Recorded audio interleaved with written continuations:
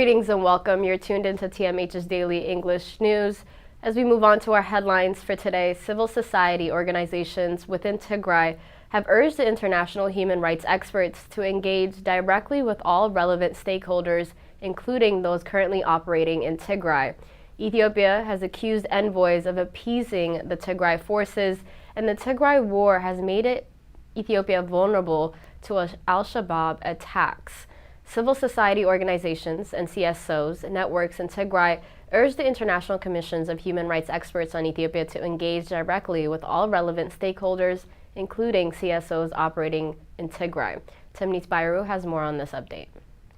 The Tigray Human Rights Advocacy Network, the Alliance of Civil Society Organizations of Tigray, the Global Society of Tigray Scholars and Professionals, and the Tigray University Scholars Association made the call in a joint statement they issued today. The CSOs said they believe the Commission would deliver a thorough and impartial investigation into allegations of violations and abuses of human rights, international human rights, and international refugee law in Tigray. They strongly urged the Commission to engage directly with all relevant stakeholders, including CSOs operating on the ground in Tigray, as they have first-hand experience on the documented evidence of alleged violations under investigations. The statement noted previous investigation undertaken jointly by the United Nations High Commissioner for Human Rights and Ethiopian Human Rights Commission was riddled with faulty methodology and approach, and hoped that the new commission will take necessary lessons. The joint statement particularly urged the Commission and the rest of the international community to ensure that the government of Ethiopia allows free access and travel to the team of investigation experts so that they are able to conduct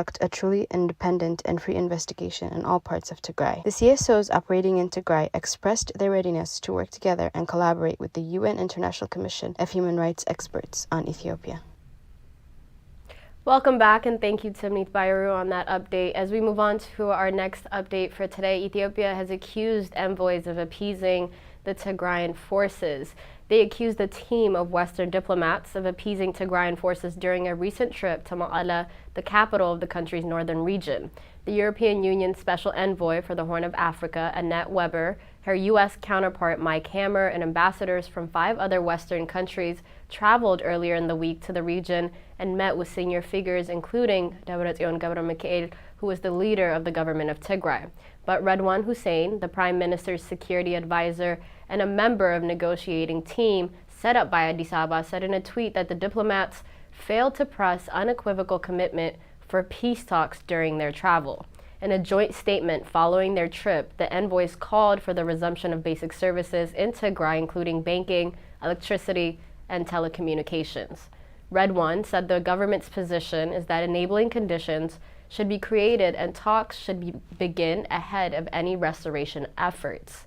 Meanwhile, in a statement on Thursday, Tigrayan forces criticized the International Commission of Human Rights Experts on Ethiopia, an investigation body set up by UN of intentionally eschewing meaningful communications with the region. They said that they could risk its impartiality and guarantee the enrichment of impunity. Members of the commission, who are expected to probe challenges and allegations of atrocities during the brutal civil war, made their first trip to Addis Ababa at the end of last month, but did not travel to Tigray.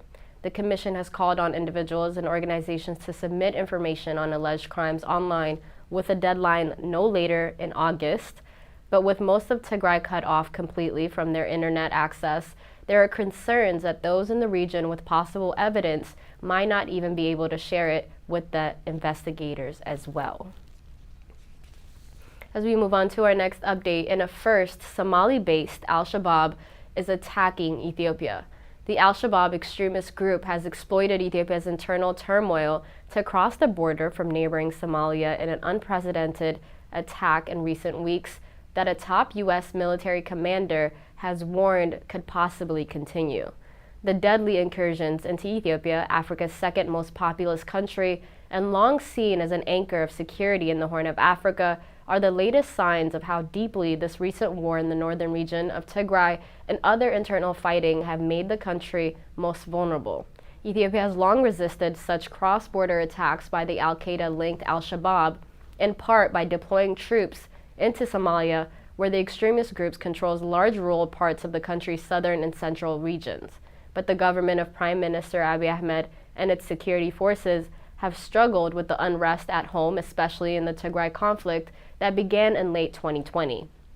Experts say that al-Shabaab, also emboldened by instability under Somalia's previous administration, is seizing the chance to expand its footprint and claim the killing of scores of Ethiopian security forces. The turn to Ethiopia is a significant strategic shift by al-Shabaab. Matt Bryden, a security analyst with the Sahan Foundation think tank, told the Associated Press the extremist group had never been able to conduct major operations within the country prior. The reports of clashes along Ethiopia-Somalia border are just a fraction of the overall picture, he said. We understand that planning for this offensive began more than 1 year ago, when the Ethiopian government appeared to be on the verge of collapse as rival Tigray forces pushed towards the capital of Addis Ababa. Al-Shabaab has trained several thousands of fighters for its Ethiopian command, mainly ethnic Somalis and Oromos inside Ethiopia, as Bryden asserted. Hundreds of al-Shabaab fighters were able to slip into Ethiopia last week alone, and their presence has been detected near multiple communities, such as El-Kari, Jarati, and Ime, as Bryden said, and the incursions began late July.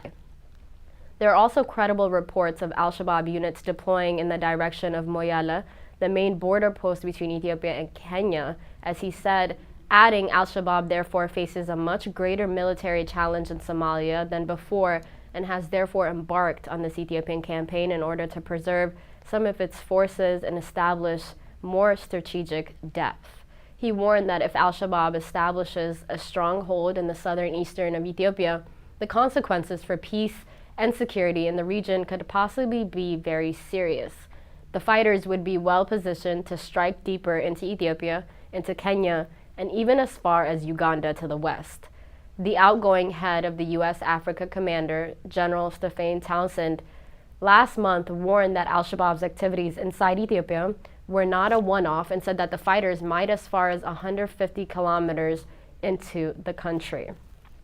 As we move on to our final update for today, U.S. says top envoy's Africa trip not meant to catch up with all of the rivals. The U.S. ambassador to the United Nations headed to Africa on Wednesday said she was going to focus on how the United States can help Uganda, Ghana, and Cape Verde deal with the food crisis that has hit the continent particularly hard, not to compete with China and Russia. Linda Thomas Greenfield said the long-planned trip is not part of a global competition, either of America's rivals, but is also of a series of high-level U.S. engagement that aim to affirm and strengthen our partnerships and relationships with African leaders and their people. Her trip, August 4th to the 7th, will be followed immediately by U.S. Secretary of State Antony Blinken's visit to South Africa, Congo, and Rwanda from the 7th to the 11th of August. It also comes on the heels of Russian Foreign Ministers Sergei Lavrov's visit last week to Egypt, Ethiopia, and Uganda, and the Republic of Congo, where he accused the U.S. and European countries of driving up food prices. China's Foreign Minister Wang Yi began 2022 with a 4-day visit that included Eritrea, Kenya, and the Comoros, keeping a 32-year tradition that the country's top diplomat makes every trip for the first year to Africa. We're not catching up, they're catching up, Thomas Greenfield said. We haven't been engaging with these continents for decades, and even my own career is very much evidence of that. The U.S. ambassador said that the 3 countries that she is visiting, Uganda first, followed by Ghana and Cape Verde, all face serious food insecurity situations because of the significant rise in the cost of food as well as energy. That concludes our news for today. Thank you so much for tuning in. Have a wonderful weekend. Bye-bye.